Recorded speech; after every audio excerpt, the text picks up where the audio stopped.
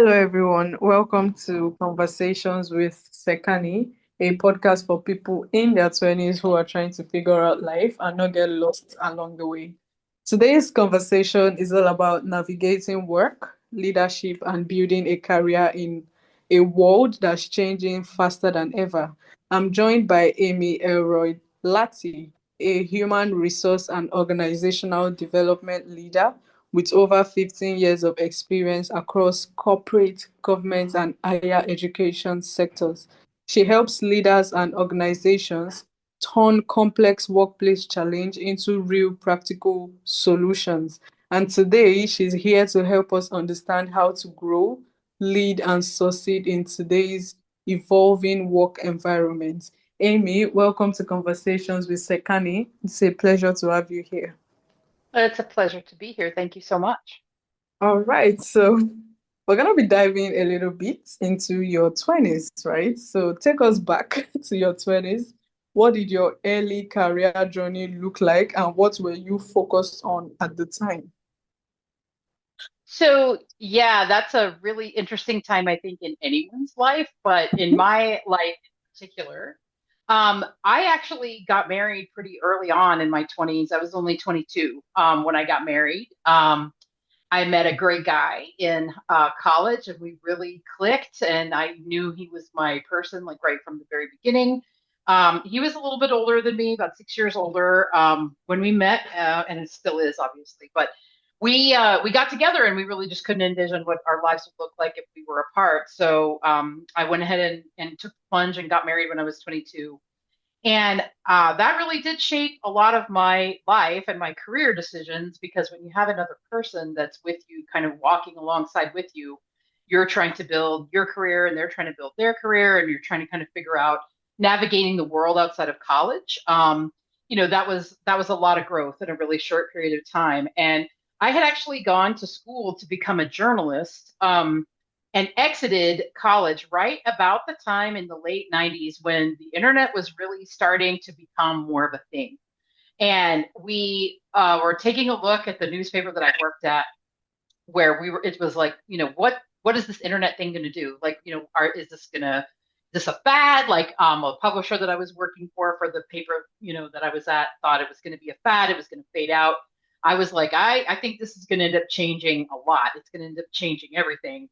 And we started seeing that all of a sudden, the competing newspaper in the same, little town that I was reporting in, started posting their stories online, and people were, call and say like, great story that was in your, weekly paper today, but we read that 5 days ago, online on the other newspaper's website. So I kind of saw what was coming, and I was like, I don't know if this print journalism thing is going to maybe, work out the way that I thought it would. And part of that was everybody was, my family and everything was really happy when I went into print journalism because it's like, oh, there's newspapers everywhere. You'll always be able to get a job at a newspaper. Like that was the prevailing theory.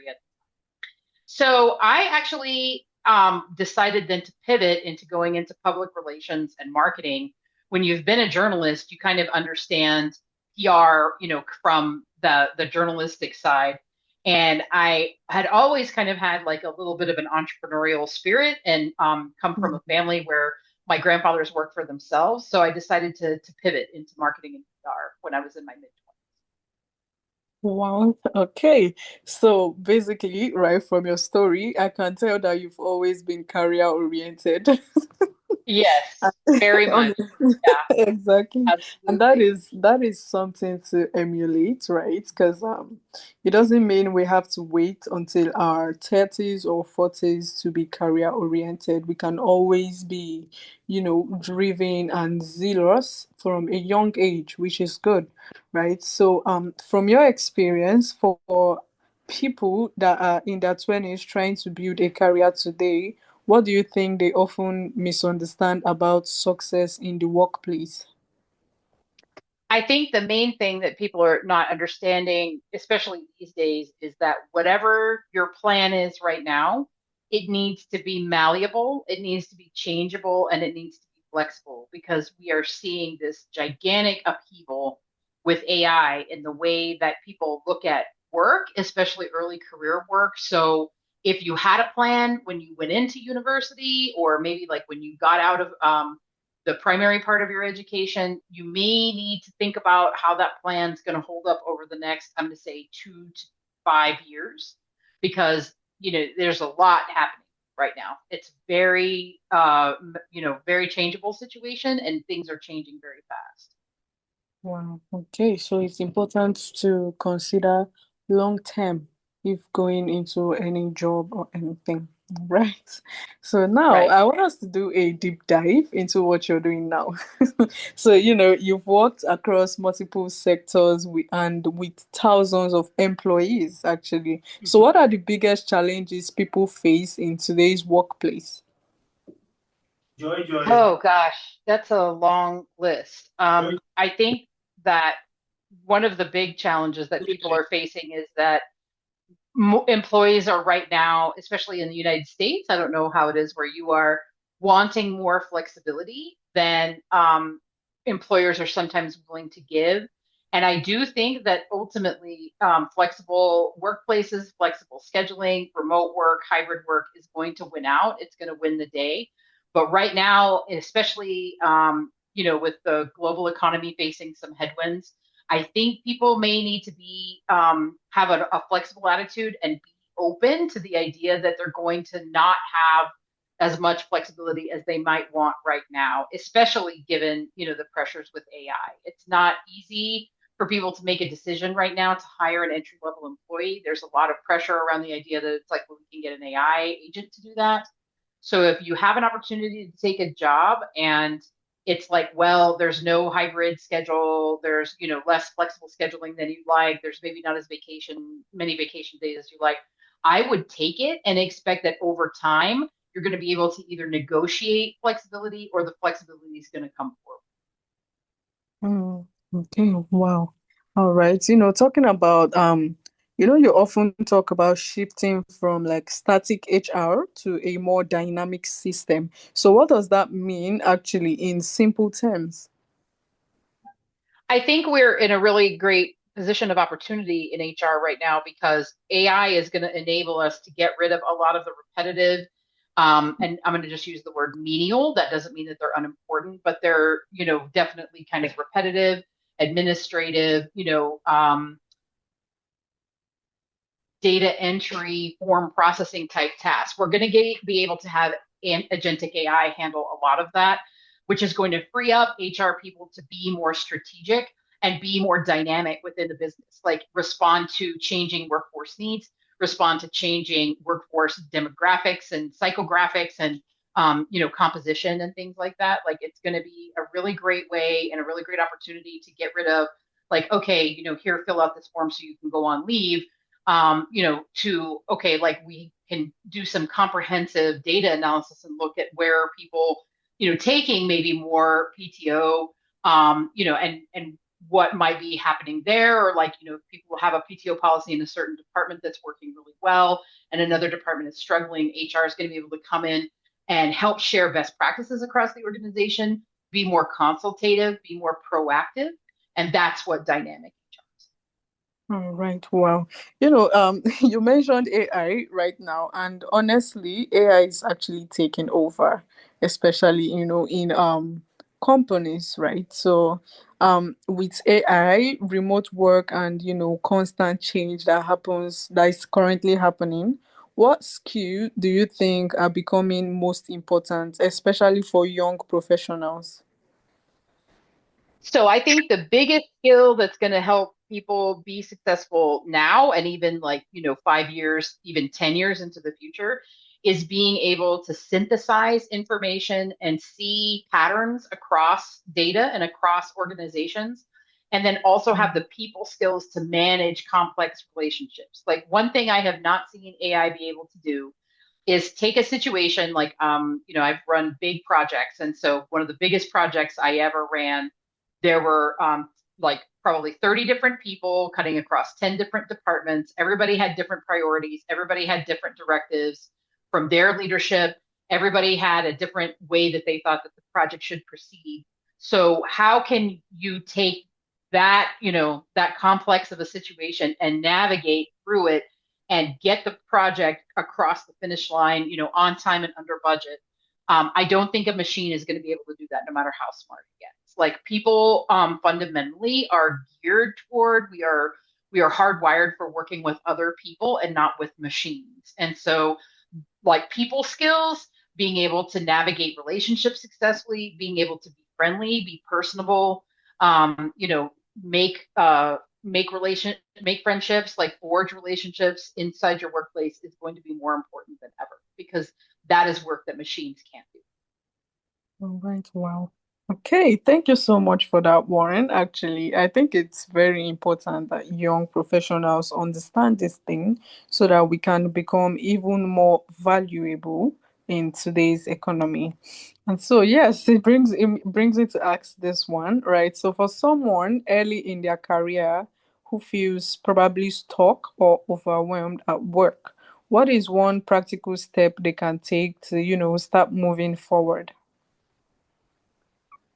That's a great question, and I have been stuck myself in my career. Like you just get to this place where you feel like I don't know what's next, or I don't know how to make a move. And I think what I've always found to be really successful when I feel like I'm stuck is to go learn something new. So, and it doesn't even have to be work related. Like it's amazing to me how many times I've been feeling stuck. I feel like my career is maybe not going as well as I wanted it to, or I'm not on the trajectory I want to be on. And I go do something like how to make jewelry, like I learn how to make jewelry, or I try to learn how to sew, or I learn how to cook a new type of cuisine that my family and I really like. Even just like small efforts that you make to expose yourself to new ideas, new people, new learning tends to spark like some kind of energy inside you that then you become more open to other people's ideas. You become more willing to take risks, right? Like it's Yeah. really fascinating how that all works. Yeah. All right. Wow. Okay. So, thank you so much, Amy. I feel like conversations like this are usually what we need, especially to navigate our career, leadership, and probably workplace growth. Okay, so it brings me to ask this one question, right? So, what are the mindset shifts that helps people move from, just doing a job to actually building a meaningful career? I think you have to decide your level of investment. Like there are jobs that you have that are going to be a job. Hmm. And even in those jobs, I think you can definitely find things that are going to advance your career from a career perspective. But not all jobs are career building, and that's okay. And one thing that I really want to emphasize to young people is it is okay to take a job that maybe doesn't necessarily have like the most prestige or the highest salary or the clearest trajectory toward, a promotion path or something like that, just because you're interested in it and you think it's going to teach you something. Because if you, like I said, if you're learning and if you're open to new ideas and you're open to meeting new people and making, new relationships, even like a job that's just a job can turn into something else. Like it can turn into a career growth opportunity. That's within all of our control. It's actually like how we want to have a mindset with our career and with our job. Like what do I want to get out of this? Where do I think this is taking? And how do I want to get where I want to go? Okay, all right. Yeah, thank you so much, Amy. And this one question is a little bit about you, right? So, what are you currently working on that excites you the most right now? And looking ahead, what do you think the future of work will look like, and how can young people prepare for it? The most exciting thing about my work is always the work that I do with my coachees. I have a number of coachees that I'm coaching right now. Hmm. I do executive and leadership coaching. So always very excited to work with my coachees and hear about their challenges and their successes and their growth paths and where they're trying to get to and trying to help them figure out what the path needs to look like and then how to walk the path. And I think that's something that I would like to say to young people that are on, a career path and they're thinking about how to get where they're going is you really don't have to figure everything out by yourself. There are mentors and coaches out there. You can rely on wise people in your life. It could be a relative, it could be a religious figure, it could be a former teacher or professor. But one mistake that I made when I was in my 20s was I thought I had to figure everything out alone. And I couldn't ask anybody for help because then I would look like I didn't know what I was doing. And in fact, I did not know what I was doing. And it would have benefited me greatly to go to somebody and just say, like, I don't think I know what to do here. Could you give me some advice? And I would have made less mistakes had I just asked more people for help and advice. Okay, this reminds me of a guest, right? I had also, and he said the best thing to do if you're new in a workplace is always ask questions. Never be too Yes, afraid of asking questions because, it makes it easier. Thinking about it, you might feel, oh no, I don't want them to feel like I don't know what I'm doing. But it's better that you ask than you not asking and ending up doing what ended up making right. mistakes, right?